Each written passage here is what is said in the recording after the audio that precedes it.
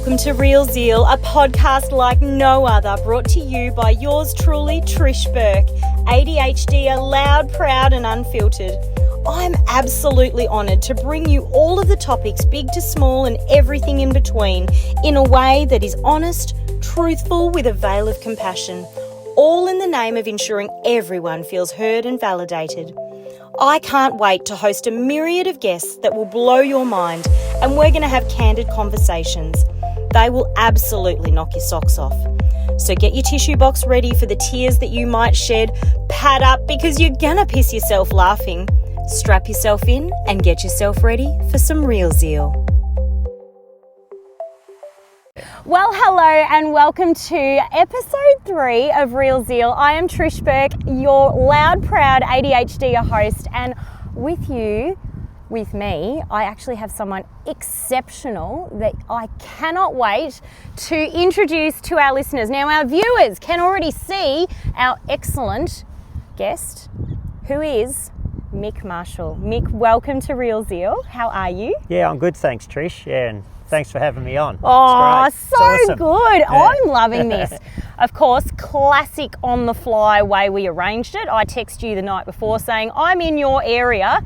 Do you want to record a podcast tomorrow afternoon? And lo and behold, I don't think you can orchestrate this, people.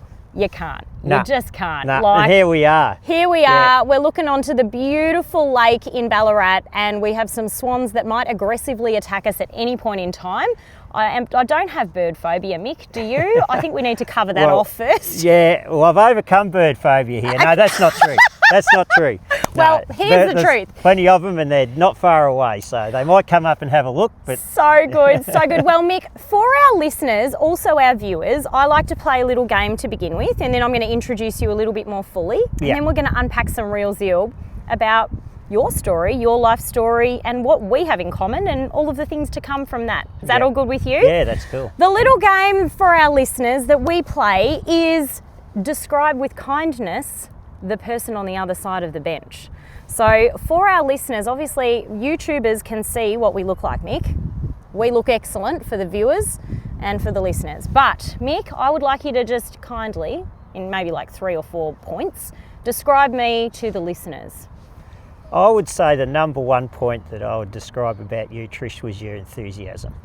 It's absolutely, I've never met a person like you with that just raw, intense enthusiasm. I will take that as a compliment, people.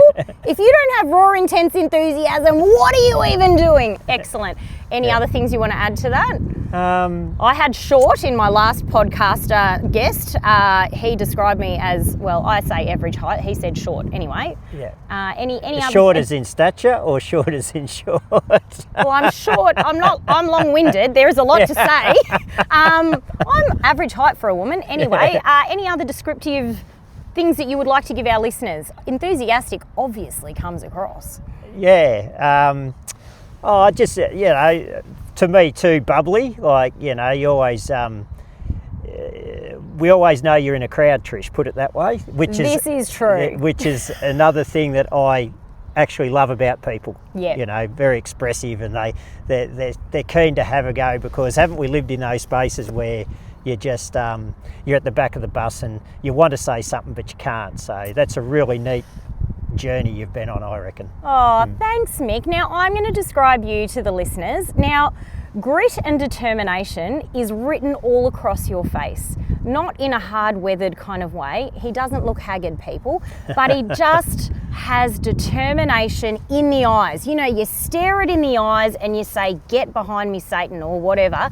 That hill that I saw you charging up, Mount Donabuang, at the Warby Trail Fest, you were not giving that hill a kind eye. You were telling it to get the F behind you, probably because I was yelling at you to do so, with encouragement. Yeah. I hope you heard that in that space. But that is how we met, actually, which is a lovely little segue into our how we met. Would you like to try and explain that? Because most people would think, by the way that we're conversing, that we may have known each other for quite some time, years in fact. This is not the case, listeners and viewers.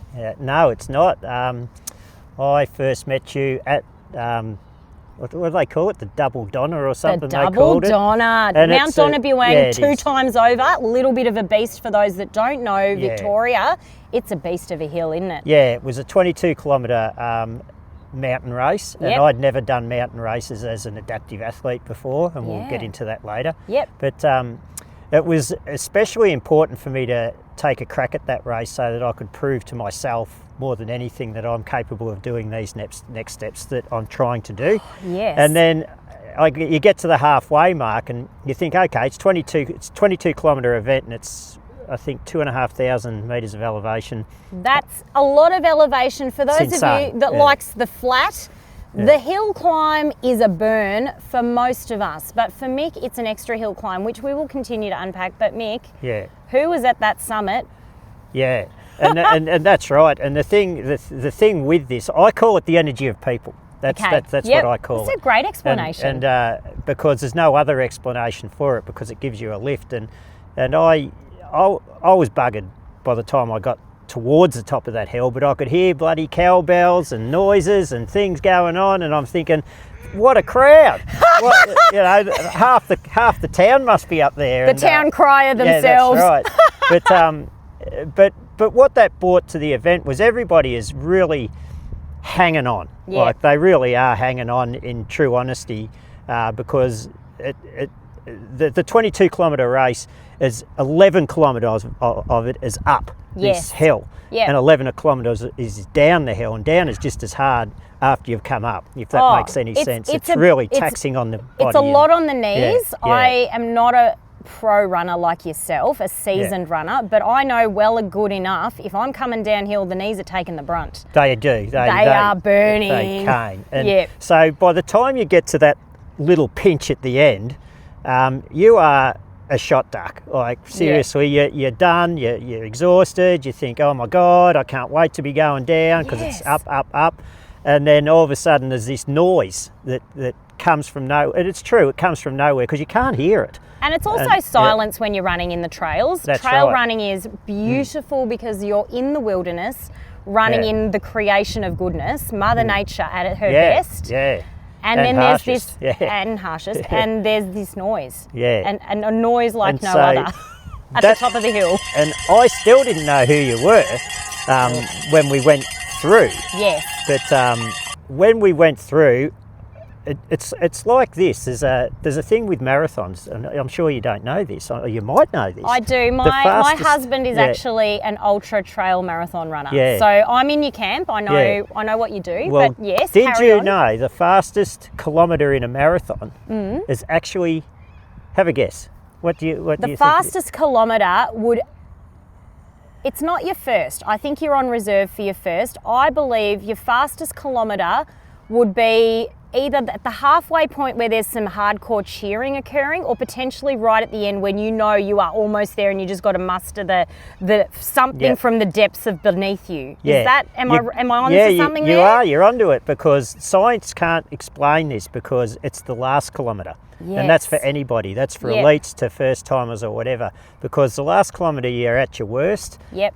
Physically, mentally as well. Yep. You're fatigued. You've got nothing in the tank, and for some reason we can run our fastest. So they can't explain that, and that's just energy and vibration to me. That's what I think it is.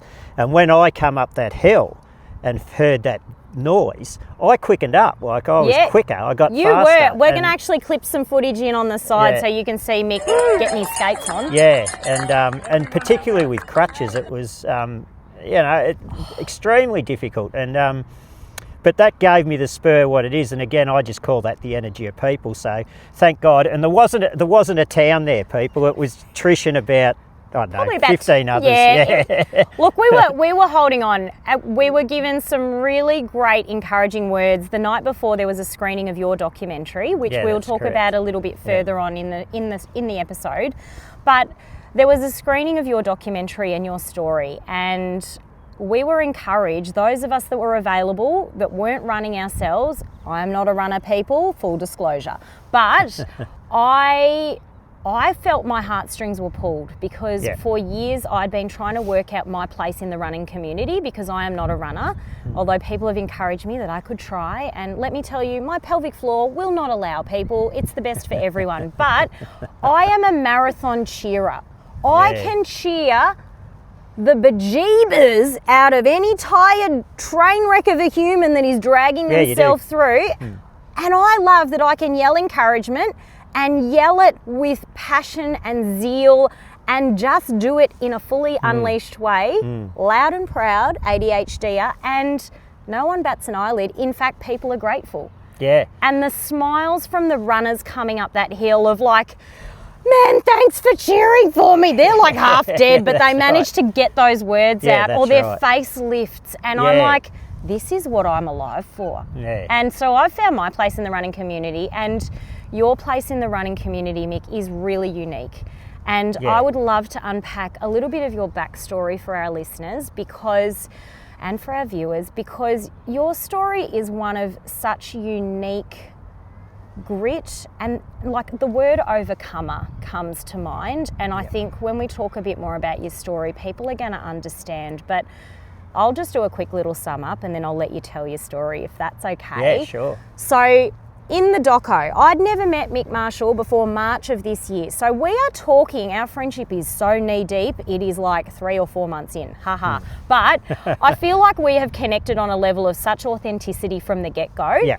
I was lucky enough to put my hand up and ask a question and be chosen to ask a question after that documentary aired. And I'm not sure if you remember, Mick, but I did ask what it was like for you and your partner having to get through those dark seasons in your recovery process after your tragic accident at work, and how it left you so incredibly debilitated and injured, not just physically, emotionally, mentally, all of the states. Yeah. And I asked you about how you dug deep with your partner to work out how to push the darkness aside or lean into each other to overcome that. And I remember reaching out to you on Instagram and tagging you, me cheering you on, loud and proud, with cowbells, which I got 5 blisters for. I know that you did the running, but I got hand blisters, people. I'm not crying poor or like sympathy card, but I was doing it hardcore. But for Mick, when I reached out and said, I'm not sure if you remember me asking this question last night, I was the second question, this is what it was. Yeah, I'm not sure if you remember what you responded to me with, but you said to me, Trish, that was the question of the night. And I was just asking because I was curious, and that's what I've been coming across with in all of these podcasts is calm curiosity of other people and understanding them and coming with a lens of compassion to understand them. Just affords humanity so much grace and kindness that is far beyond, all of that fake stuff of like, how you going? How's your day? Here's your coffee. Like, obviously some people are genuinely asking that, but I wanted to know more and you were open to share. And I was like, I need to know this person. This guy is excellent. So too bad if you don't get to sit on a seat with Mick Marshall, but if you come to any of his runs to cheer him on, he will bloody love you. So this does allow us to segue a little into your story. Yeah. I don't want to take away from the story by paraphrasing it. Would you kindly share your journey? What happened? How did you end up an adaptive runner as opposed to a regular Joe trail runner? Yeah. Thanks, Trish. All of those are true, but I'm going to say one more thing. Sure. We've got a couple of jobs. You've got a couple of jobs that you don't even know of yet. Oh, really? Trish. I love a job. Trish. Look Trish at that. actually drove all the way down from Melbourne to watch me run the Ballarat Marathon here and have another crack at a world record. But it was more than just the record. And I was on my first lap around in a place called the Lake View here, just around the lake. And we could hear you from coming around the corner, and I knew who it was. Yeah. But I didn't let on to other runners that were around me who it was. And everybody's saying, oh my God, listen to that roar. Again, when I first met you, how I felt was there must be so many people there. And there was one. There was Trish all on her own, banging away, just screaming well, I'll say carrying on, but that's a really poor choice of words because she was giving it her all. And I wet my pants a little bit, people. It's true. A little bit of wee came out, but we won't talk about that anymore. And anyway, when we passed and got a little way past, and one lady turned around and said, "Who the hell was that?" And I didn't say anything. Sam said, "That chick's come all the way down from Melbourne to cheer Mick on, to get him across the road, to get this world record, and blah, blah, blah." And she said, "I'll pay her to my next job. Can I have her? And I said, "Well, she does want to retain her." I can't be poached. I am your number one cheer queen. And then anyway, another girl turned around and said, "We wanted to come along to all the races that we're in." She was magnificent. So there you go, Darwin. Thanks, Mick. That's so encouraging. It was amazing. And now I'll flip back to the question that you asked. So I had, on the 6th of April 2021, I had a horrible workplace accident, and but prior to that accident, I was a fairly good endurance athlete. I'd travelled around the world a bit, and I'd done really long stuff up to 250 kilometres. That's like, we're not talking small fry pee-wee cross-country run at primary school. We're talking like bloody long ways. It's hardcore, and and through the most insane environments, and through deserts and jungles and bushlands and things like that, and I loved it though, because as I grew up in the bush, sort of. Mum and Dad had a little property near the bush. They never had much money, but we made do, and we never had TVs or anything like that, so we just played in the bush. So my thing, I had this little rock that I used to go and sit on when I was a kid to solve the world's problems, and Mum and Dad are still at that property today, and I still go down to that rock and solve the world's problems, and I absolutely love it. So you should. I reckon we've all got a childhood spot where we went to mull over the big issues in our life, and I'm so glad that it's still there for you. Yeah, that's right. So running for me is far more than just medals and trophies and things like that prior. This is very ADHD right there. It is. I thought I'd turn that down. Do you know what? Is my phone on silent? I don't know. It's doing the recording. We'll soon find out, Mick. We've just outed ourselves. We are neurokin. There is something interesting about us. Yeah. We are both ADHDers. Yeah, we are. Is that okay to say on the camera? Yeah, that's fine. Excellent. I don't have a problem with it. Yeah, that's yeah. I'm not really sure what that's about. We're not. Anyway. It's excellent. So for me, running was always a very therapeutic space for me. It was a space where I'm free, and I can just be Mick, and I can actually bring my childhood back, which was, my experience as a child. I was very, very lucky growing up. I got to do most things that I wanted to do, and most of that wasn't what other people wanted to do. I was a bit what we call an outlier, and I think you'd understand that. And the square peg round hole. Yeah, that's right. Yep. I never sort of felt I fit in with people so much when I was a kid. So what I used to do is go down the bush and run and play and have my animals and things like that. This running and playing out in the bush sounds like an epically excellent childhood. Yeah. What were the other people doing in your childhood that was different to you? I'm curious. Yeah, well, that was it. They all had TV, so they'd watch telly. And I think at the time, I've got this really good story about Prisoner. Yep. And all my mates at school, because I had friends, but all my mates at school would say, did you watch Prisoner last night? And they're all going, yeah, what's your best bit and everything. And I sort of cottoned on how to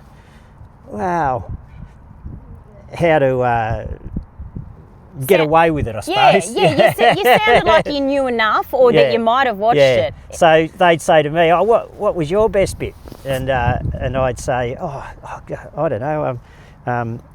So many good bits. What was your best bit? And they'd go, I liked it when B. Smith belted up whatever. And I'd say, yeah, that was my best bit too. And that's how I got away with it. So I learned how to that's how to NLP, I suppose, right? I didn't even know how I was doing it. You know? But that's how I got my footy team, Mick. Yeah. I didn't know. I was brought up in a Eurasian household. Mum is Indonesian, Dad is Dutch. neither of which followed a footy team. And my bestie was asked, what's your footy team? And she said, the Bombers. And then they go, Trish, what's your footy team? And I said, the Bombers. And they go, oh, you both are best friends and have the same footy team. And I was like, cool. Of course. And then they left, and I turned to my bestie and I was like, what colours are they? And she goes, red and black, Trish. And I was like, oh, thanks. Red's my favourite colour. That's excellent. Phew. But yeah, since then, been Old Faithful with a team that I knew nothing about. Yeah, that's right. Yeah. So, wow. Okay. So that's the history, I guess, of Mick. And as I came, and I played a lot of team sport because I enjoyed team sports and things like that. But you get to a certain age where you just got to give that the flick. And I was always encouraged to, in my own mind, not by anybody else, in my own mind, to have a crack at a marathon.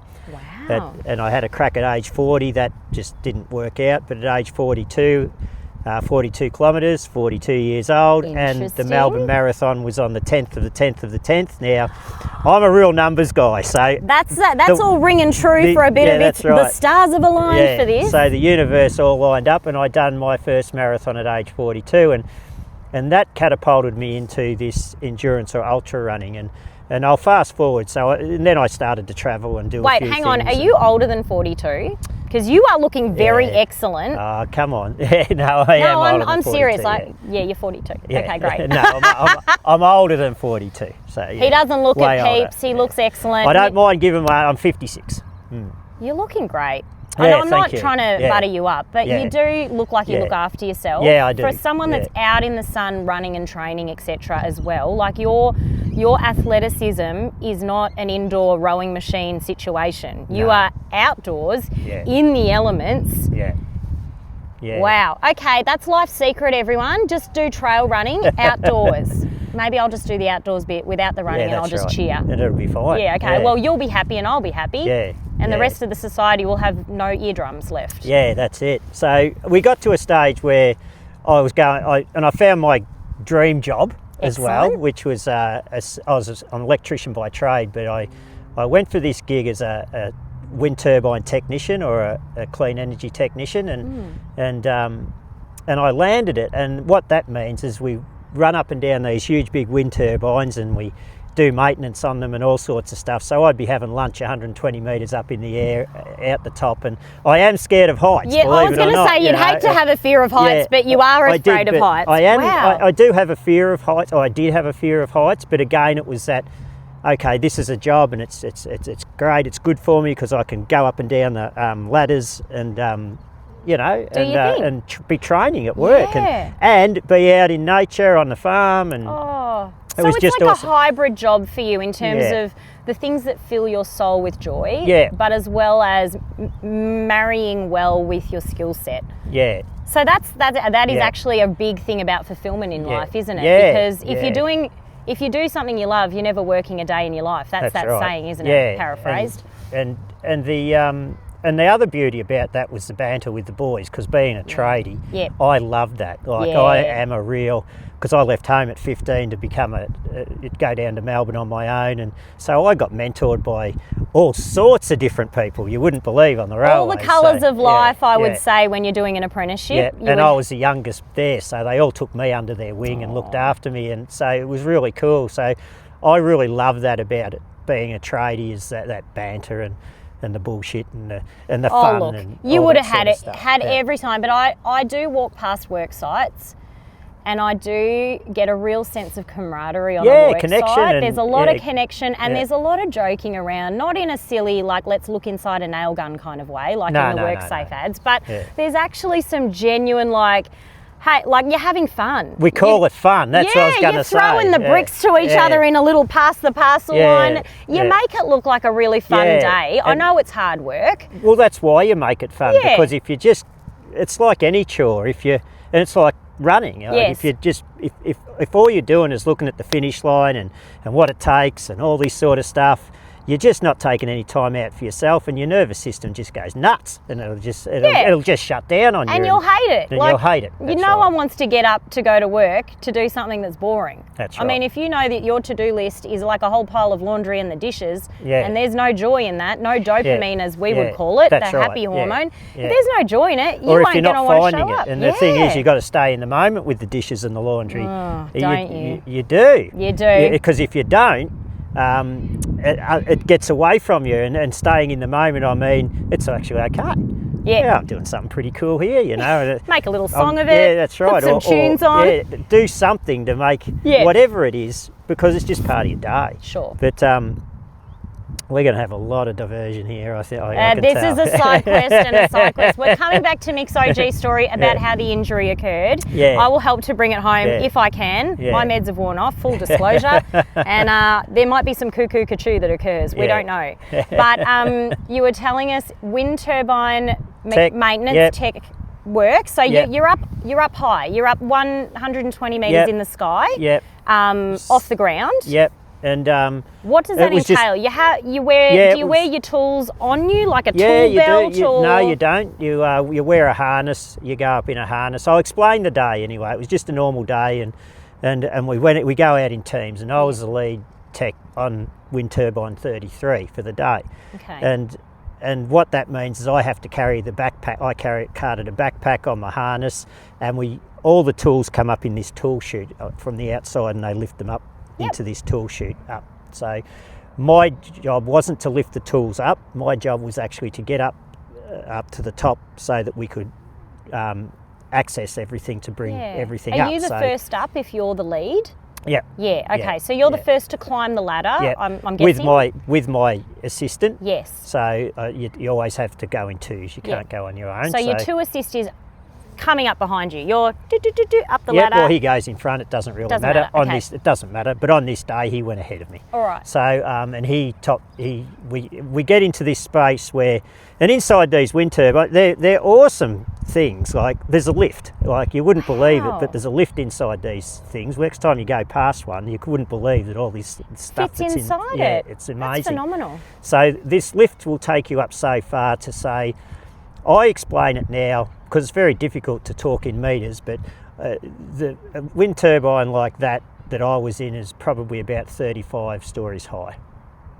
So it's a 35-storey building. It's high, and that gives people perspective because people can sort of picture that. Yep.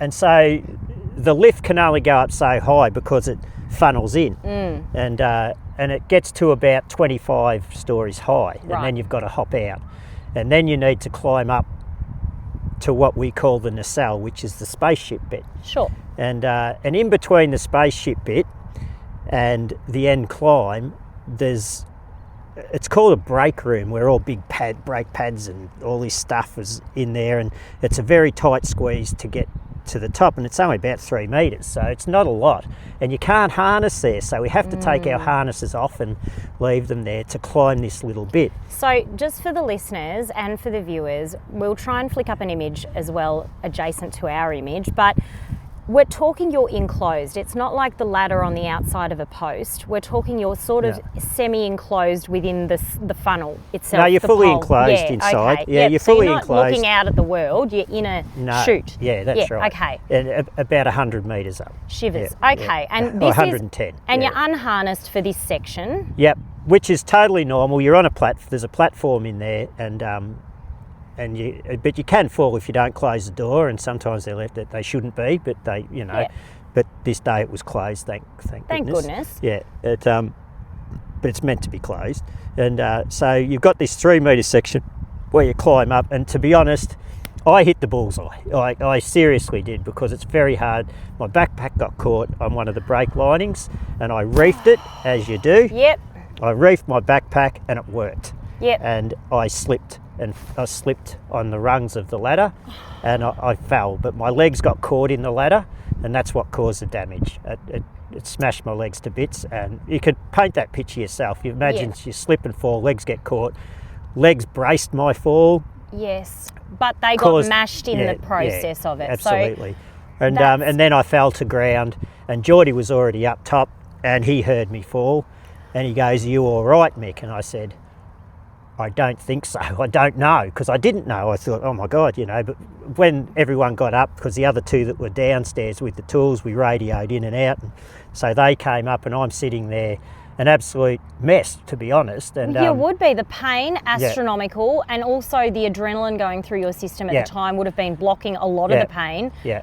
But I would be imagining there would be a fair amount of shrieking or like passing out from that amount of pain. You basically had pulverised legs. Yeah, I did. Yeah, at the time, both my legs were smashed up. So Geordie was my workmate at the time that took lead on this, which is great. You know, he was terrific, and he took lead, and he's radioing up and back, and we're saying, okay, we can't get Mick back down the lift because we couldn't get me physically down because my legs were shot. I couldn't move. Yeah, you couldn't move, and they were mincemeat. Yeah, basically. They were. Sorry. Yeah, no, they were. A bit rough. But that's true. The listeners need to know we're not talking about a little grazed ankle. No. We're talking about mashed potato bones. Yeah, pretty much. Mick. Yeah, tendons. We'll get to that later. Oh, okay. And all sorts. But so we checked for any bleeding and blood and everything, and then we made a plan. The only way to get me out was that tool chute, which was where we bring our tools up. And that's a tiny little funnel. Yeah, it's a little square. It's about 1 metre square. They had to feed and contort your very much in pain, broken body through a hole, little hole. And so the decision was made to, take me out the tool chute, and I was very nervous, obviously. I don't know if you've ever played the game of trust, anybody, but the trust fall itself is scary, but this is more. You were already in so much pain. You knew your body was very disfigured at this point in time, and you've got to trust your mate who's got a winch and is like lowering you down. But have you ever played that game of trust where someone's got to, you've got to trust them to hold you up if you just fall back? Try playing that game when you're 120 metres up in the air and being winched out. And that's the feeling I like to give people. That's how tragic it was. And then, anyway, we got all ready, and Geordie, and I couldn't get out. I couldn't go. And Geordie had to push me out. Yep. And I looked into Geordie. We locked eyes. Yes. And it was quite a moment because I locked eyes and I said, mate, it's a hell of a thing to have someone's life in your hands. You've got mine, don't F this up, don't, just please. Don't. And he looked at mine and he goes, I got you, Mick. But as we stayed locked, I couldn't tell you who was shitting himself more. Like, I'm there sure was shit everywhere. There was, he was really stressed out about this. But for him to wink and say, we got you, Mick, it's one of the bravest things I think I've ever seen another human being do. That's a bit of a fake it till you make it kind of a wink, I'm reckoning, because he was probably like shit scared that if I drop my mate, he's also worse off. And if it doesn't go well, that's on him too. Well, he feels like it would be, but it wouldn't be. It wouldn't be, but like... that's right. That's the responsibility level, isn't it? Yeah, it is. Well, that's the level of responsibility that he took on with saving my life, to be honest with you. And he... and they were taking photos. That was the other thing that locks into my head. They were taking photos of me getting harnessed up and clipping on. Which is very much part of the procedure of which work has safety. To be done. Yes. Because just in case anything happens. Yes. And for me... But then you're I'm thinking they're taking photos. That's right. Yeah, it just manifests it creates more trauma in you, and you're thinking, oh my God, they're taking photos because when I fall, it's not if I fall, it's now when I fall and die, they're going to be okay. Yeah. Oh my gosh. And I'm thinking, holy Jesus, and anyway. they're not randos either. It's not like these guys are paramedics. These are your workmates. These are your work comrades. Yeah, and the training that we had on that rescue type training was once, and so these are just normal people. They're not professional ropers, they're not professional rescuers, and they had to let me down on a manual winch. Not, so and you've got to trust that rope, you've got to trust the handler, you've got to trust the winch has been set up properly. And so when they let me down, and we eventually got me out, and he tipped me out, and I can tell you that it lasted about 10 minutes, the whole procedure to get me down. And you were conscious for all of this. Yeah, and that 10 minutes... You'll get this. That 10 minutes was the longest year of my life. Yes, so, the eternity of that feeling. It was like it was never going to end. And halfway down, the winch got stuck. because word. so they're unravelling this bloody winch up the top, and anyway, we're in conversation. Jordan was telling me what was going on. He said, we're just unravelling. It's not panic state, which it wasn't, but it just, you could hear the noises. I mean, it's 120 metres of rope about this thick. Can you imagine? Like, yeah, it's not easy. No, that's not easy at all. And so they're unravelling it, and it got caught. It got caught in the winch, so to say, but it didn't get caught. It was just twisted, so they had to unravel it. And so I'm sitting there halfway up, and that was the moment when I thought, this is it. I thought, I'm dead. I really did. I thought, I'm going to die here. I can because I'm getting buffeted onto the turbine as well, because up that high, you don't think the wind's blowing, but it is. It's like skyscraper. You know how they say they sway? It's just physics. It's physics. You're dangling like a pendulum, donking against the walls, and you're mashed my up. My legs were shot and everything. And I just thought, when is this going to end? And all the rescue team were, another 60 or 70 metres down. And there is a photo that we use of me up against the turbine. That's in your doco, I believe. It is, and I'm like a little pimple. And but it just goes to show how high I was. But anyway, spoiler alert, here I am. So he's alive, people. It's bloody Lazarus. He's come back from the almost dead. So they did. So they got me down, but I didn't realise myself the consequences of that. And so we went into the hospital. Hospital sent me home, believe it or not, because after just a once over, or like? Oh no, they'd done everything, but what mainly you didn't stay overnight? No, they sent me Mashed home. potatoes and didn't stay overnight. This does not check. No, it didn't check out well at all for me. I was in there for a long time. This accident happened in the morning, and I think they sent me home about 7 o'clock at night. And my partner Linda she says this story way better, because I sort of ring her up and I say, hey babe, can you come and get me at hospital? I had a bit of an accident at work, and she goes, she's a nurse for the context of everything. She is, so she's probably like, oh, okay, you bumped your head at work. Yeah, that's right. And then anyway, I come out and they've got me in a left knee brace and a right foot boot, moon boot. And I don't know what to walk. I'm in a bloody wheelchair. And anyway, they said it's best to go see your doctor and go see your surgeon. And it was probably a good idea, because I got to go and see who I wanted to see. But I went to see my doctor next day. And the main reason they sent me home was there was no bone breaks. Very, very... So it was all tendons? All ligaments, tendons, joints out of whack, but smashed to bits. And cartilage was... Just all my joints were just... all my joints were knackered. And just for context, I'm an occupational therapist for the listeners and the viewers, and from an anatomical perspective, there is a lot going on in the legs and the feet. There are a lot of little bones, there are a lot of tendons and ligaments, muscle origins and insertions going here, there and everywhere.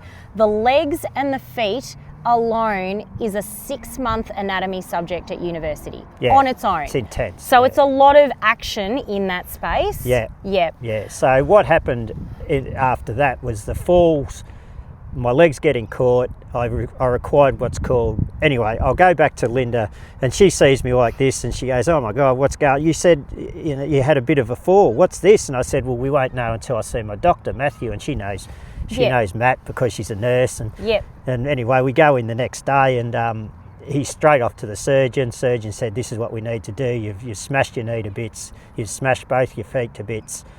In your joints and around your joints, all your tendons, all your cartilages, and that was smashed to bits. And so they did what was called an osteotomy, and this was over a 2.5 year period. These surgeries had to be rolled out. So left leg, they done a left leg tibial osteotomy. What that means is they snap the bone and straighten it. And then they put plates in there and let that heal. And then they'd concentrate, because I went and seen the surgeon, I said, but what about the right foot? It's buggered too. And he goes, and he sat me down and he said, don't effing do that to me again, mate. He said, I can only concentrate on one thing at a time. Two legs is a double bonus for a doctor. They're like, and he said, so I can only do this one thing at a time. We're going to do this, and then we'll get that right, and then we'll concentrate on the right foot.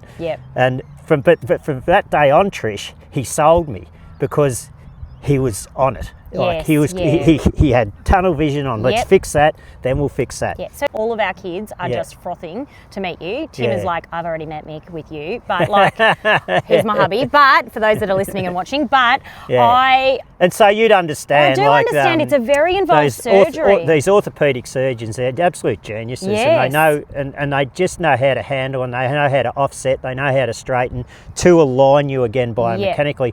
Now, I'll say this.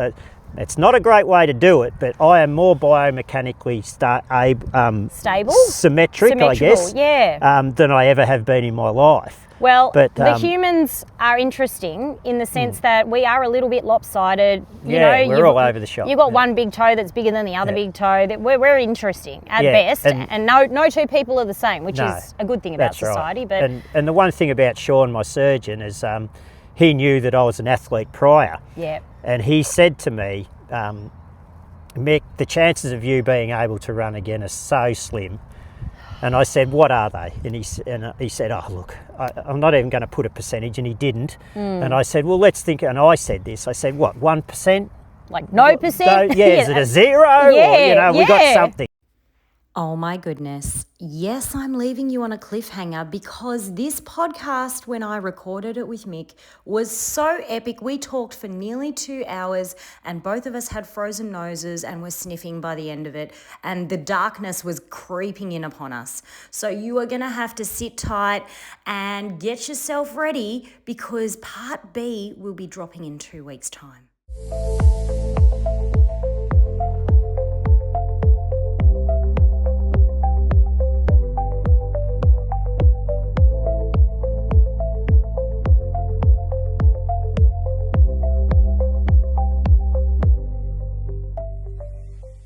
You go for it. I will. I'm just, trying to tame my animalistic There's hair something in with me here. There's a bit of bird shit there, and I'm just cover that shit up.